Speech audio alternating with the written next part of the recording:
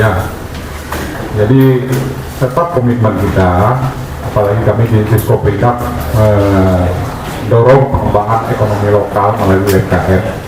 Cuma dalam persoalan ini kita juga harus melihat secara komprehensif. Jangan sampai karena ada masalah seperti ini nanti kita tekan di transportasi, ada masalah di penumpukan di gudang nggak bisa beli jagung nanti turun, petani jagungnya banyak yang datang demo lagi. Nah, nanti jangan sampai seperti itu. Jadi oleh sebab itu sebenarnya ada mekanisme yang akan berlaku di lapangan. Pasti pengusaha kontainer itu tidak akan menggunakan kontainer sampai ke gudang apabila itu memang tidak efisien. Setengah isi kontainernya itu berbeda-beda, mau diantar ke gudang A, gudang B, gudang C, mereka juga nggak efisien. Biasanya efisien itu satu barang isi kontainer itu penuh diantar ke satu gudang, mereka antar ke sana.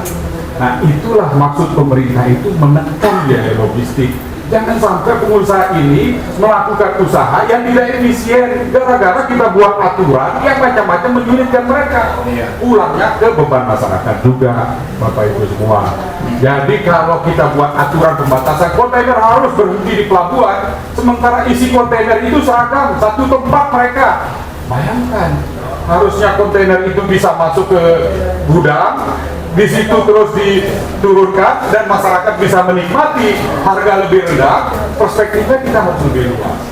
Kalau kontainernya beragam, pasti diturunkan di pelabuhan, diambil oleh truk-truk, kemudian itu didistribusikan ke masyarakat. Jadi Bapak Ibu semua, ya kita kita bela kepentingan teman-teman trekking, tapi kita juga lihat kepentingan pengusaha yang masyarakat yang lebih luas. Itulah maksud kami, maksud pemerintah itu seperti itu.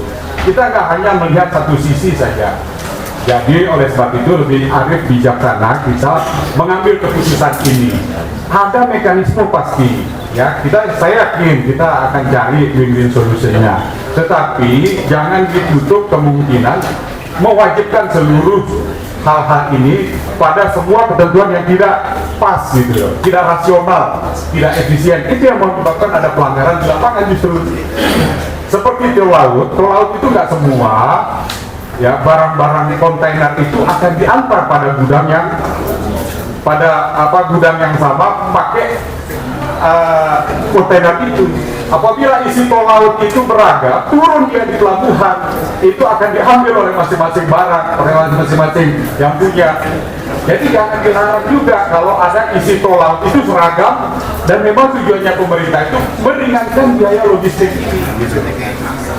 Karena kami mengurusi tol laut ini susah Pak Ketua dan Bapak Ibu semua, memperjuangkan tol laut ini berjuang dengan seluruh daerah.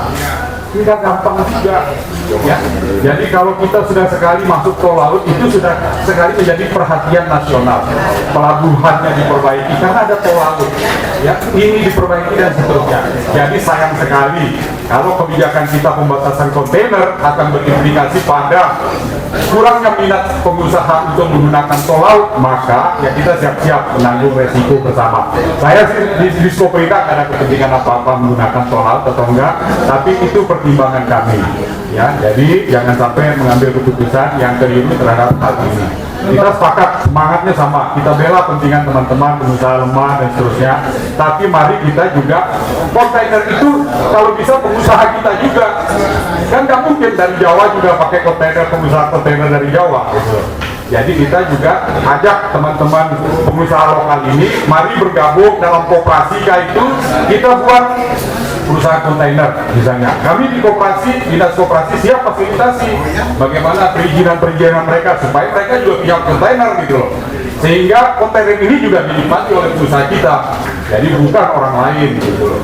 Jadi jangan sampai kontainer itu yang kita batasi, padahal kontainer itu bisa kita miliki juga.